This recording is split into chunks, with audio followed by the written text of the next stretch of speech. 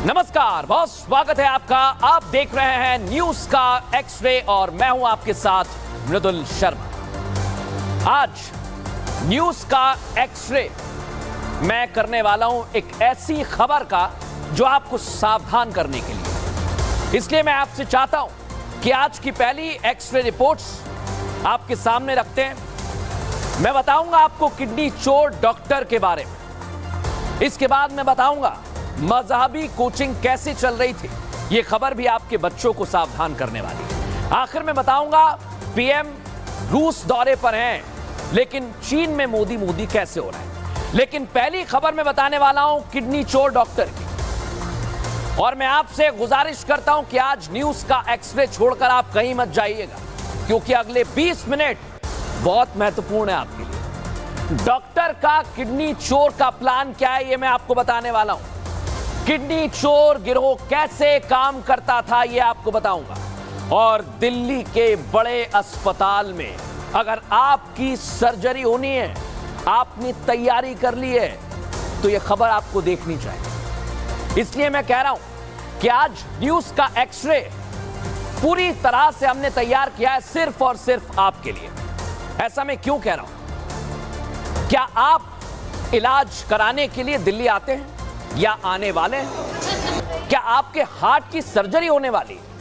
क्या आपको पेट से जुड़ी हुई कोई बीमारी है, या फिर कोई ऐसी बीमारी जो आपके लिए जी का जंजाल बन गई है? तो यह खबर आपके लिए है दर्शकों। फिर कह रहा हूं मैं आपके लिए, क्योंकि बीमारी तो आपकी जान की दुश्मन बन बैठी है, लेकिन उससे बढ़कर जान बचाने वाले सफेद लैब कोट पहनने वाले डॉक्टर, जिनको हमने ईश्वर का दर्जा दिया है, वो भी आपकी जान लेने पर उतारू हो गए। इसलिए मैं बार बार कह रहा हूं कि खबर आपके लिए है। मैं आपको सावधान करने जा रहा हूं दर्शकों। हार्ट की सर्जरी के दौरान आपकी किडनी निकाल ली जाएगी। अगर स्टोन का दर्द उठ रहा है तो ऑपरेशन के दौरान गॉल ब्लैडर के साथ आपकी किडनी को भी अलविदा कहना पड़ सकता है। आप एनेस्थीसिया की बेहोशी में होंगे ऑपरेशन थिएटर में बड़े आराम से, लेकिन आपको पता भी नहीं चलेगा पलक झपकते ही जिस डॉक्टर पर आपने आंख मूंद कर भरोसा किया, आप वहां पर पहुंचे, उसी ने आपके शरीर से आपके कीमती अंग निकाल लिए। बड़े स्तर पर ऐसे रैकेट चल रहे हैं दर्शकों, और वो भी किसी छोटे मोटे अस्पताल में नहीं, दिल्ली के एक बड़े नामी गिरामी अस्पताल में यह चलाया जा रहा है। और इस किडनी चोर रैकेट का भांडाफोड़ हो चुका है। अगर आपकी सर्जरी 1-2 दिन में होने वाली है, तो आपका मेरे साथ अगले मिनट 20 से 10-20 मिनट आपका जुड़े रहना बहुत जरूरी है। और इस किडनी चोर रैकेट का आज मैं पूरा एक्सरे करने वाला हूं दर्शकों। लेकिन सबसे पहले आपको ये रिपोर्ट दिखाता हूं, उसके बाद कैसे यह काम करता था, कैसे पुलिस ने पकड़ा, वो भी बताएंगे। दिल्ली में आपकी किडनी चोरी हो सकती है। राजधानी के बड़े बड़े अस्पताल में ये किडनी चोर खुलेआम घूम रहे हैं। ना किसी का खौफ है, ना चेहरे पर जरा सी भी शिकन। इसका सिर्फ एक मकसद है, सही सलामत इंसान की किडनी उसके शरीर से निकालकर मोटे दाम में बेच देना। किडनी चोरी करने वाले ये गैंग बहुत तेजी से सक्रिय हुए हैं। जिन अस्पतालों में अच्छा इलाज कराने के मकसद से लोग आते हैं, अच्छे और अनुभवी डॉक्टर से सर्जरी की डेट मिलने का लंबा इंतजार करते हैं, मोटी मोटी फीस डॉक्टर को देते हैं, वही आपके गुनहगार हो सकते हैं। अस्पतालों में मिली भगत का ये गलत काम हो रहा है। डॉक्टर से लेकर कंपाउंडर तक हर कोई बिका हुआ है। सालों से ये खेल चल रहा है। अस्पताल की बड़ी इमारत, उसकी सुविधाएं और डॉक्टर का अनुभव, ये वो चीजें हैं जो आपको आकर्षित करती हैं, लेकिन यही आपके जीवन पर भारी पड़ सकता है। तो देखा, अगर आप आकर्षित होते हैं तो सावधान हो जाइए, क्योंकि अब मैं बताने वाला हूं जिस किडनी रैकेट का खुलासा हुआ है वो काम कैसे करता है। 2 केस बता रहा हूं। पहले बताता हूं किडनी चोरी करने वाला गिरोह कैसे काम करता था। इसका भांडाफोड़ हो चुका है और गिरोह के सभी सदस्यों का लिंक बांग्लादेश से जुड़ा हुआ है। सोचिए जरा, वहां गरीब लोग टारगेट पर रहते थे मास्टरमाइंड के। पहले पैसों का लालच दिया जाता और फिर किडनी बेचने को वो तैयार हो जाते। उनसे कहा जाता था कि आपको नौकरी दिलाई जाएगी और इस बहाने भारत ले आते। डोनेट और रिसीवर दोनों ही बांग्लादेश के होते थे। फर्जी दस्तावेज के आधार पर भारत लाया जाता और जबरन लोगों की किडनी निकाली जाती। किडनी ट्रांसप्लांट के 25 से 30 लाख रुपए वसूले जाते थे। 3 से 4 लाख रुपए डोनर को दिए जाते थे और बाकी पैसे डॉक्टर जिस पर आप विश्वास करते हैं उसके साथ ही उनको दे दिए जाते। 2019 से एक किडनी रैकेट चल रहा था, आप सोचिए, और नोएडा के एक अस्पताल में भी यह काम हो रहा था।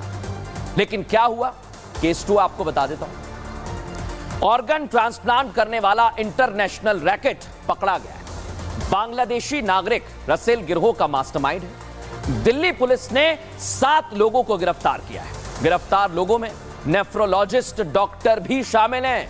इनके बारे में आपको आगे बताऊंगा। 3 बांग्लादेशी हैं, एक ट्रांसलेटर है और 2 नर्सिंग स्टाफ गिरफ्त में आया। क्राइम ब्रांच की टीम आरोपियों से पूछताछ कर रही है। अवैध तरीके से कितने किडनी ट्रांसप्लांट किए गए, कैसे फर्जी दस्तावेजों से किडनी ट्रांसप्लांट होती थी और अस्पताल को क्या इसकी जानकारी थी। क्या दिल्ली एनसीआर के कुछ और अस्पताल भी इसमें शामिल हैं, ये सवाल बना हुआ है। लेकिन अब मैं आपको बताऊंगा इस मामले में कैसे खुलासा हुआ है, कैसे जानकारी मिली है। सुनिए जरा। क्राइम ब्रांच ने एक इंटरनेशनल जो रैकेट बस्ट किया है, इसमें ज़्यादा बांग्लादेशी नेशनल्स की इन्वॉल्वमेंट है। इसमें जो हमारे 7 अरेस्टर्स में से 3 जो हैं बांग्लादेशी नेशनल्स हैं, जो कि उनमें एक मास्टरमाइंड रसेल था। और ये बेसिकली क्या करते थे, बांग्लादेश में ही प्रोबेबल जो पेशेंट्स थे और डोनर्स उनको आइडेंटिफाई करके यहाँ पे लाते थे, उनको रखते थे, उनके टेस्ट कराते थे, उनके नकली कागजात बनाते थे कि ये रिलेटिव्स हैं और फिर इनका यहाँ से ट्रांसप्लांट करवा के वो वापस भेज देते थे। साथ में इनके एक ट्रांसलेटर था इंडियन और फिर एक डॉक्टर है और उनके साथ में 2 हॉस्पिटल के स्टाफ हैं जो कि अरेस्ट किए गए हैं। तो देखा आपने, लेकिन अब आपको बताते हैं कि आखिरकार इस गिरोह तक दिल्ली पुलिस की क्राइम ब्रांच की टीम कैसे पहुंची। दरअसल पुलिस को एक होटल के बारे में जानकारी मिली जो इस गिरोह से जुड़ा हुआ था, जिसके बाद पुलिस वहां पर पहुंचती है, छापामारी कार्रवाई करती है, जो मैं आपको दिखा रहा हूं। ये वही जगह है और इस होटल के कमरा नंबर 1 से रसेल पाल को, किडनी डोनर को गिरफ्तार किया जाता है और इन दोनों लोगों से पुलिस पूछताछ करती है, जिससे क्राइम ब्रांच के लिए किडनी ट्रांसप्लांट गिरोह के मास्टरमाइंड रसेल तक पहुंचना आसान हो जाता है। जसोला गांव से रसेल की गिरफ्तारी होती है। इतना ही नहीं दर्शकों, पुलिस के मुताबिक रसेल अक्सर इसी होटल में बांग्लादेश से आए किडनी डोनर और रिसीवर को रुकवाता था। हमारी सहयोगी कोमल बहल वहां पर पहुंची हुई हैं। उनकी एक्सक्लूसिव रिपोर्ट आपको मैं दिखा रहा हूं। इसके बाद बताऊंगा जो अनुभवी डॉक्टर है वो कैसे इसमें शामिल होते थे। पहले कोमल की रिपोर्ट। ये वही रूम नंबर है जहां पे रतेश पाल और साथ ही साथ यहाँ पे डोनर ठहरे हुए थे। 16 जून को पुलिस को ये खबर मिलती है, जिसके बाद दिल्ली क्राइम ब्रांच की टीम यहाँ पे रेड करने के लिए पहुंचती है। रेड के दौरान पुलिस को कई सारे चौंकाने वाले दस्तावेज भी मिलते हैं। उन्हें 23 स्टैम्प पेपर्स मिलते हैं, कई दस्तावेज मिलते हैं, फर्जी आधार कार्ड मिलता है, फर्जी डॉक्यूमेंट्स के हॉस्पिटल्स के पेपर्स मिलते हैं, लेटर पैड डॉक्टर्स का मिलता है, पेन ड्राइव मिलता है, हार्ड डिस्क मिलता है। साथ ही साथ 2 लैपटॉप्स भी दिल्ली क्राइम ब्रांच की टीम यहां पे बरामद करती है और 8 मोबाइल फोन्स भी बरामद करती है और साथ ही साथ अन्य लोगों की गिरफ्तारी भी इसी जसोला गांव से की जाती है। इस गिरोह का तो भांडाफोड़ हो गया दर्शकों, लेकिन यह समय आराम से निश्चिंत बैठने का नहीं है, क्योंकि बांग्लादेश से ऑपरेट हो रहा था। कोई एक लौता गैंग नहीं है दर्शकों ये, बल्कि इस जैसे कई गैंग सिर्फ दिल्ली और आसपास के इलाकों में नहीं बल्कि पूरे देश में सक्रिय हैं। आपके आसपास भी हो सकते हैं। और इस केस में जो डॉक्टर चंद पैसों के लालच में मासूमों की जिंदगी से खिलवाड़ कर रही थी, उन्हें अनुभव 32 साल का है दर्शकों। 32 साल का अनुभव। यही अनुभव आप सर्जरी कराते वक्त ढूंढते हैं। अमूमन आप और हमें अगर कोई बीमारी का पता लगता है तो हम भी यही करते हैं, अनुभवी डॉक्टर कौन है उसकी तलाश में जुट जाते हैं, सिर्फ इसलिए कि वो डॉक्टर सही इलाज दे देगा। लेकिन इस मामले में सामने आने के बाद एक डर पैदा हो गया है और ये आपके अंदर होना चाहिए। इसलिए मैं आपसे कह रहा हूं कि अगर आप अनुभवी डॉक्टर से इलाज कराने की सोच रहे हैं या आपके जहन में यह विचार चल रहा है, तो पहले से उस डॉक्टर की अच्छे से जांच पड़ताल कर लीजिए, क्योंकि यह खेल ऐसे ही डॉक्टर कर रहे हैं, अपनी डिग्री और अपने अनुभव का फायदा उठाकर किसी की भी जान के साथ खिलवाड़ हो सकता है। इसलिए मैं बार बार आपको आगाह कर रहा हूं। लेकिन अब मैं आपको रिपोर्ट दिखाने जा रहा हूं कैसे डॉक्टर से लेकर कंपाउंडर तक इसमें शामिल रहते थे, फिर पूरी और फाइनल एक्सरे रिपोर्ट दिखाएंगे।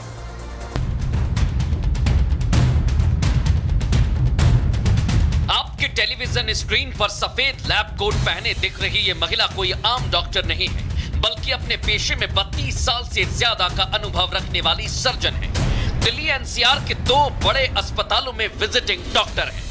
डॉक्टर्स को लोग भगवान का दर्जा देते हैं, लेकिन इस डॉक्टर ने ऐसा कोई काम नहीं किया जो उसे ये दर्जा दिया जाए, क्योंकि ये सिर्फ और सिर्फ अपने पेशे की आड़ में अपनी जेब भर रही थी। अवैध तरीके से किडनी ट्रांसप्लांट कर अपने लिए घर, गाड़ी, बंगला जुटा रही थी। डॉक्टर ने 2021 से 2023 तक नोएडा के एक निजी अस्पताल में करीब 15 से 16 किडनी ट्रांसप्लांट की।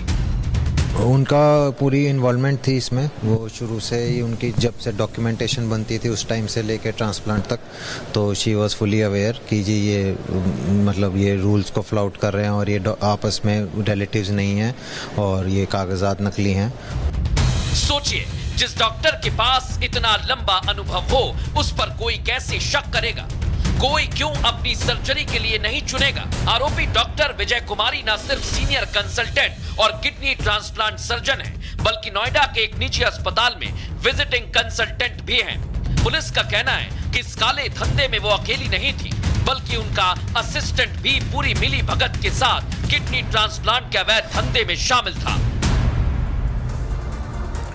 तो देखा आप कैसे डॉक्टर इसमें शामिल रहे। लेकिन अब वक्त हो गया है फाइनल एक्सरे रिपोर्ट का, और इसके लिए हमें इतिहास में चलना होगा, क्योंकि ऐसे ही किडनी ट्रांसप्लांट के कई मामले अब तक दर्शकों सामने आ चुके हैं और कुछ मामले मैं आपको बताने वाला हूं। आइए दिखाते हैं। 2008 में सबसे चर्चित किडनी स्कैंडल का खुलासा हुआ था दर्शकों। इस रैकेट के निशाने पर पश्चिमी उत्तर प्रदेश के गरीब लोग रहते थे, उन्हें लालच दिया जाता और किडनी निकाली जाती, यह आरोप उन पर लगा था। इतना ही नहीं, यूएस, ब्रिटेन, कनाडा और ग्रीस में ट्रांसप्लांट होता था। आपको यह भी बता दें, गुरुग्राम के एक अस्पताल की किडनी बेचने की शिकायत हुई और इसका खुलासा हुआ था। एक मामला हमें मिला 2016 में, दिल्ली के अस्पताल में किडनी रैकेट का खुलासा हुआ दर्शकों, और पुलिस ने टी राजकुमार राव को गिरफ्तार किया। चौंकाने वाली बात क्या समझ रही, जमानत मिलने पर आरोपी ने फिर से इसी काले धंधे को जारी रखा। 2 साल बाद पुलिस ने 2019 में इसे गिरफ्तार किया। बड़ी बात क्या, आसान तरीके से पैसे कमाने के लालच से यह गिरोह बनाया जाता है।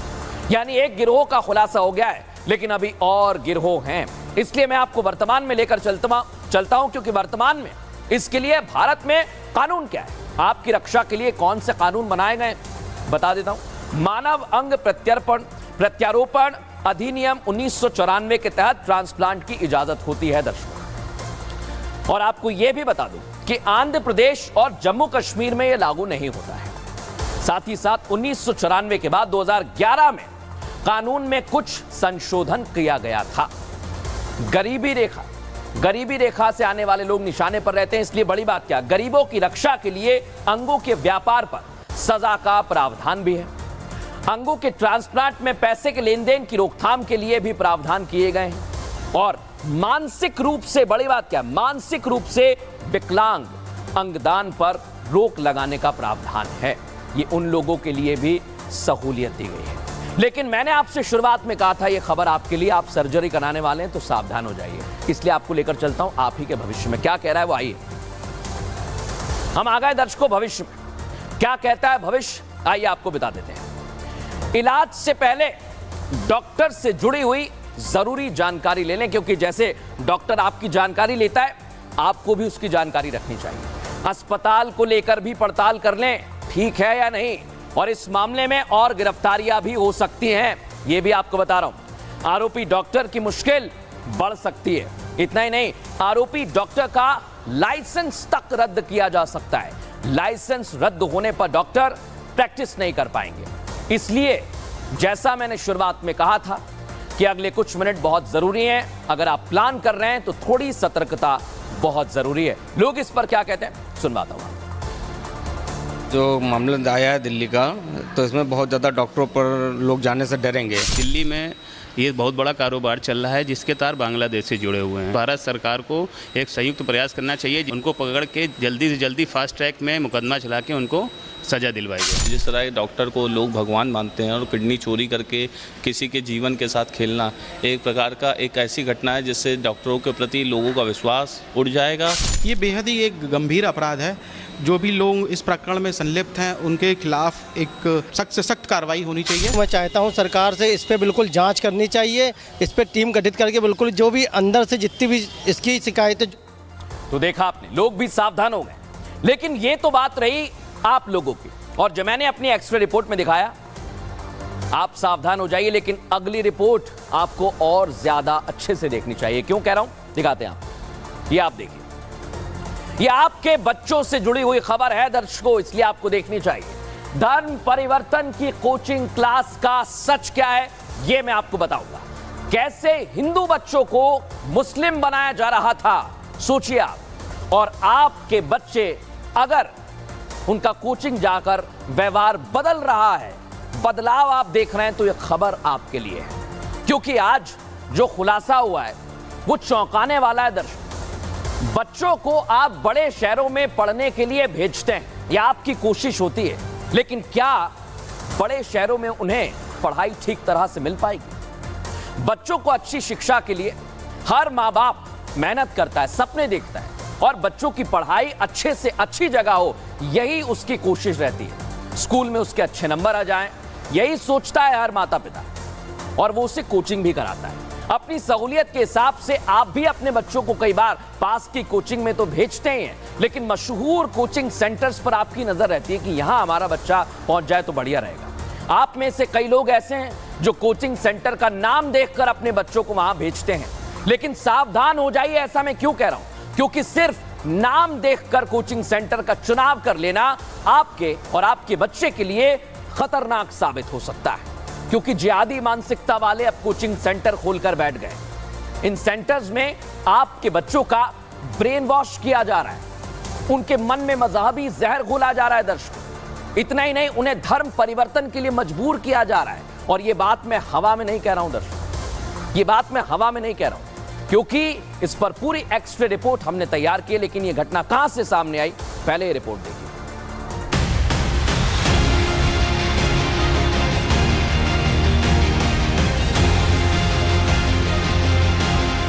राजधानी दिल्ली से एक सनसनीखेज मामला सामने आया है।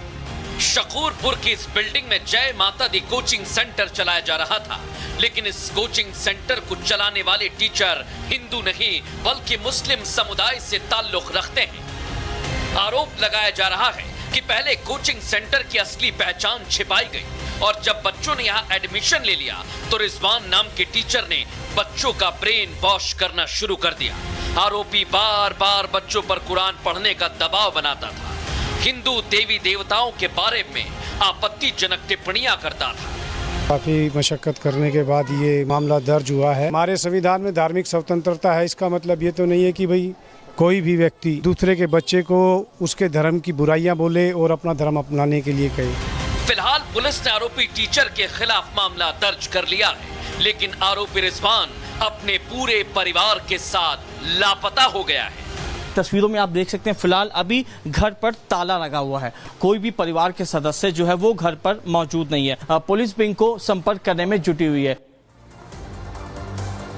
तो देखा दर्शकों, हमारे सहयोगी साहिल भी वहां तक पहुंचे, रिपोर्ट उन्होंने जुटाई, और हमारे सामने भी आज 2 केस आ गए। क्योंकि आपके बच्चों की पढ़ाई का सवाल था, इसलिए हमने पूरी जानकारी जुटाई है कि चल क्या रहा था। पहला केस 1 दिखाता हूं। राजधानी दिल्ली में धर्मांतरण गैंग एक्टिव हो गया है दर्शकों। कोचिंग सेंटर अब कट्टरवाद का सेंटर बन गया है। ऐसा मैं क्यों कह रहा हूं, मासूम बच्चों का यहां ब्रेन वॉश किया जा रहा था। कोचिंग का नाम क्या था, जय माता दी कोचिंग, और कोचिंग के टीचर क्या करते थे, अपना धर्म छिपा लेते थे। बच्चों के माता पिता से असली पहचान छिपाई जा रही थी।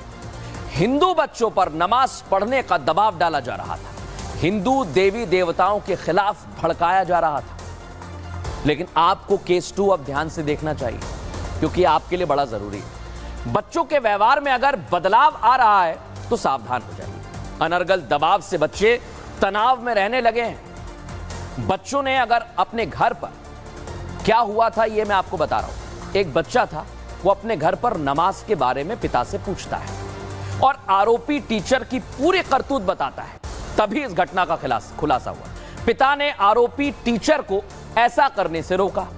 आरोपी रिजवान परिवार वालों को धमकाने लगा, फोन पर परिवार वालों के साथ गाली गलौज की और पुलिस ने इस मामले में एफआईआर दर्ज कर ली है और जांच शुरू कर दी है। लेकिन जब ये केस सामने आया दर्शकों, हमने भी बात की, बच्चा क्या कह रहा है, पीड़ित बच्चा, और उसके माता पिता क्या कह रहे हैं, आपको पहले वो सुनवाते हैं। टीचर रिजवान सर थे, कहते थे कुरान पढ़ने को और कहते थे तुम्हारे भगवान में शक्ति नहीं है, हमारे अल्लाह में है। और मैं जब कुरान नहीं खरीदता था तो मुझे मारते थे और डांटते थे। रिजवान का ही मैंने नाम दिया है, बाकी एक अबरार था और एक अजय, तो ये सब थे, मगर मैन जो था मैंने नाम दिया है वो रिजवान का ही दिया है। हाँ, जो मैन था जो बताता था ऐसा। पुलिस ने एफआईआर दर्ज कर लिया है, अभी फरार हैं वो, देखो कब तक पकड़े जाते हैं। तो देखा आपने, बच्चा खुद इस बात को कह रहा है। लेकिन क्या वाकई धर्मांतरण का खेल नया नया है? नहीं, इसके लिए हमें इतिहास में चलना होगा, क्योंकि कई सारे मामले हम पहले भी देख चुके हैं। इतिहास इस मसले को लेकर क्या कहता है, आइए जरा आपको बता देता। नवंबर 2021 में बड़ोदरा में लड़कियों का धर्मांतरण हुआ था दर्शकों। पैसे देकर 200 लड़कियों को इस्लाम कबूल कराया गया। इतना ही नहीं, जून 2023 में गाजियाबाद से मौलाना को गिरफ्तार किया गया था और ऑनलाइन गेम के जरिए यह धर्मांतरण का रैकेट चल रहा था। महाराष्ट्र के मुंब्रा में 400 हिंदुओं का धर्मांतरण हुआ दर्शकों। पैसे के लालच में गरीब हिंदू से मुसलमान बने। पूरे मामले का खुलासा हुआ जून 2023 में। सितंबर 2023 में गाजियाबाद में एक धर्मांतरण रैकेट का खुलासा हुआ। रैकेट से जुड़ी 7 महिलाएं और 8 पुरुष गिरफ्तार किए गए। फरवरी 2024 में शिवपुरी में एक बड़ा धर्मांतरण हुआ दर्शकों और कानून का उल्लंघन करते हुए 40 परिवारों को बौद्ध बनाया गया। फरवरी 2024 में ही राजस्थान में धर्म परिवर्तन का एक और बड़ा मामला सामने आया। भरतपुर में यूपी से आए 400 लोगों का धर्मांतरण हो रहा था। बिहार में भी ईसाइयों की ग्रोथ रेट आंकड़ों में मिलती है 143% से ज्यादा। दावा क्या किया गया ये भी आपको बताता हूं कि धर्मांतरण की वजह से ऐसी बढ़ोतरी हो रही है। लेकिन अब वक्त आ गया है वर्तमान में, क्या कानून कहता है, किस तरह के कानून इस समय बनाए गए हैं, वो भी आपके लिए जानना बहुत जरूरी है, क्योंकि ये आपके बच्चों के भविष्य का सवाल है जो मैं आगे बताऊंगा। लेकिन पहले वर्तमान, दिल्ली के जय माता दी कोचिंग के खिलाफ मामला दर्ज हो गया है दर्शकों। दिल्ली पुलिस ने मामले की जांच पड़ताल भी शुरू कर दी है। आरोपी टीचर रिजवान की तलाश भी की जा रही है और देश के राज्यों में धर्मांतरण विरोधी कानून लागू है। भारतीय न्याय संहिता, जिसमें धर्मांतरण को परिभाषित किया गया है। जबरन लालच देकर कराया गया धर्म परिवर्तन एक अपराध है। प्रेशर नहीं डाल सकते, दबाव नहीं डाल सकते, और पहचान छिपाकर धर्मांतरण करना भी संगीन अपराध की श्रेणी में आता है। न्याय संहिता में धारा 298 और 302 के तहत अब इस पर कार्रवाई होगी। ये नया कानून है, इसलिए मैंने आपको बताया दर्शकों, अवैध धर्मांतरण कराने पर 10 साल तक की सजा का प्रावधान है। झारखंड, उत्तर प्रदेश, उत्तराखंड में धर्मांतरण पर सख्त कानून बनाया गया है। 1 से 10 साल तक की सजा और जुर्माने का प्रावधान वर्तमान में मिलता है। झारखंड में मर्जी से धर्म बदलने के लिए भी कानून बनाया गया है। इतना ही नहीं दर्शकों, धर्म बदलने से पहले जिला अधिकारी की अनुमति बहुत जरूरी कर दी है। उड़ीसा एक पहला राज्य है जहां 1967 में कानून बनाया गया। बड़ी बात यही है कि अब इसके लिए, यानी आपके लिए कानून बन गया है। इसके लिए अलग अलग सजा और बड़े जुर्माने का प्रावधान भी है। लेकिन भविष्य क्या कहता है इस मामले में, क्योंकि आपके बच्चों की बात है, आइए बताता हूं आपको। तो हम आ गए भविष्य में। क्या कहता है आपके बच्चों के भविष्य के बारे में? आपको बहुत ज्यादा सावधान हो जाना चाहिए, अपने बच्चों पर भी नजर रखनी चाहिए।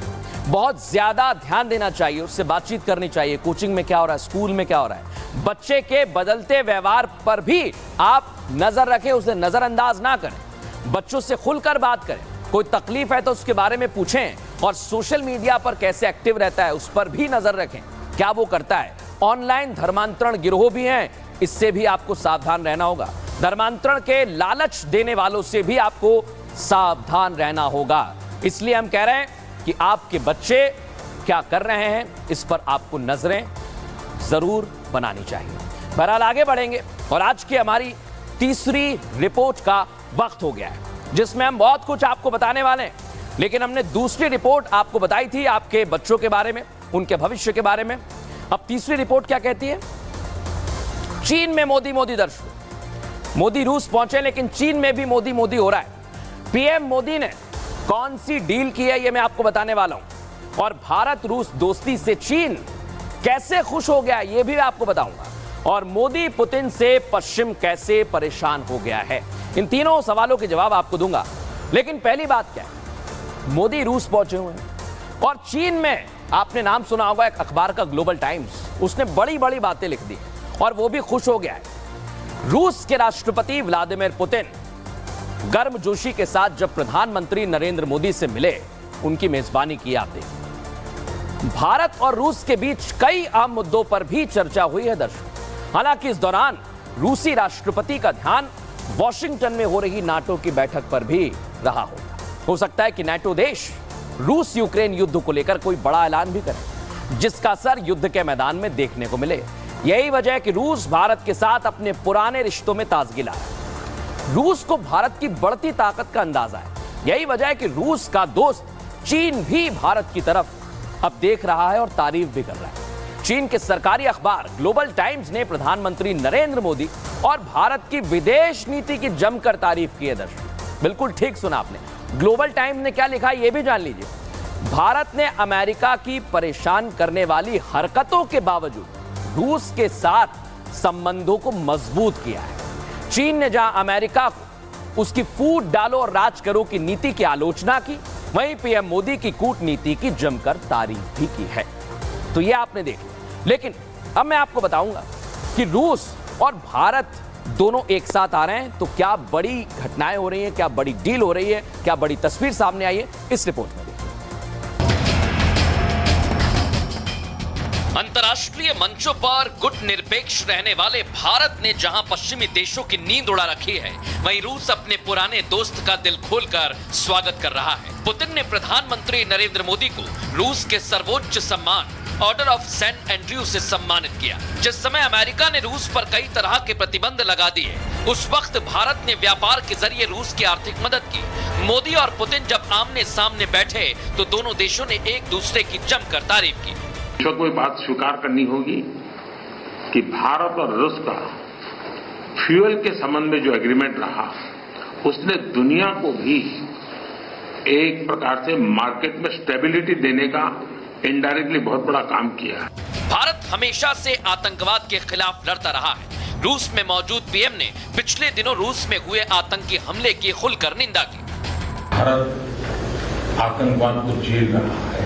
ऐसे में जब मॉस्को में आतंकवादी घटनाएं घटी, दागिस्तान में आतंकवाद की घटनाएं घटी, उसका दर्द कितना गहरा होगा इसकी मैं कल्पना करता हूं, और मैं हर प्रकार के आतंकवाद की घोर निंदा करता हूं। पुतिन ने भी रूस यूक्रेन युद्ध को खत्म कराने के लिए भारत के किए जा रहे प्रयासों की तारीफ करते हुए भारत का आभार जताया। तो देखा आपने, द्विपक्षीय वार्ता हुई और आज मोदी और पुतिन की केमिस्ट्री देखने लायक है। इसलिए बड़ी और अहम बात क्या है, क्योंकि जब रूस और भारत साथ आते हैं तब पश्चिम में भी बड़ा हंगामा खड़ा हो जाता है, सख्ते में आ जाते हैं। क्यों कह रहा हूं, आइए जरा आपको बता देता हूं।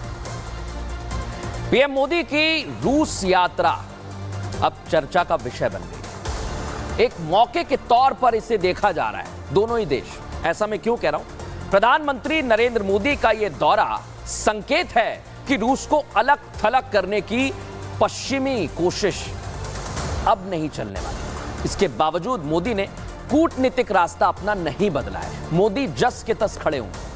ऐसे में पुतिन मोदी की रूस यात्रा से पश्चिमी देशों को भी बड़ा संदेश देने की कोशिश हो रही है। और ये बड़ी महत्वपूर्ण बात है कि भारत की दोस्ती से वो पश्चिमी देशों की उन सारी कोशिशों पर पानी फेर देंगे जो रूस को पीछे धकेलने के लिए हो रही थी। हमने देखा रूस यूक्रेन युद्ध के दौरान भी ये हुआ। यानी सीधे शब्दों में कहें तो रूस पीएम मोदी की यात्रा से पश्चिम को चिढ़ा सकता है, रूस इसका बेनिफिट ले सकता है, फायदा ले सकता है। वैसे भी भारत और रूस के दशकों पुराने रिश्ते हैं जिससे पश्चिम बड़ा चिंतित रहता है और इस बार भी रूस और भारत के बीच कई रक्षा समझौते हुए हैं जिन्हें लेकर भी पश्चिमी देश टेंशन में आ गए हैं। उनकी टेंशन बढ़ गई है और इसलिए हमारी नजर भी बनी रहती है, क्योंकि जब अंतर्राष्ट्रीय मामलों की बात आती है तो भारत ने अभी तक अपनी भूमिका को तटस्थ रखा है और आज तो पीएम ने आतंकवाद पर भी खुलकर बोला है। लेकिन हमने बातचीत की विदेश मामलों के जानकार रविंदर जी से और हमने एम्बेसडर से भी बात की, वो इस मसले को लेकर क्या कह रहे हैं सुनिए। भारत रशिया की दोस्ती से सबसे पहला असर जो वेस्ट के ऊपर पड़ रहा है वो उन्हें ये दिख रहा है कि उनके प्रेशर्स के बावजूद इंडिया अपनी डेस्टिनी खुद चूज कर रहा है। रशिया को वो टोटल बॉयकॉट कर रहे हैं, रशिया को वो डिग्रेड कर रहे हैं और यहाँ भारत है कि रशिया से दोस्तियाँ बढ़ाए जा रहा है, बिजनेस करे जा रहा है।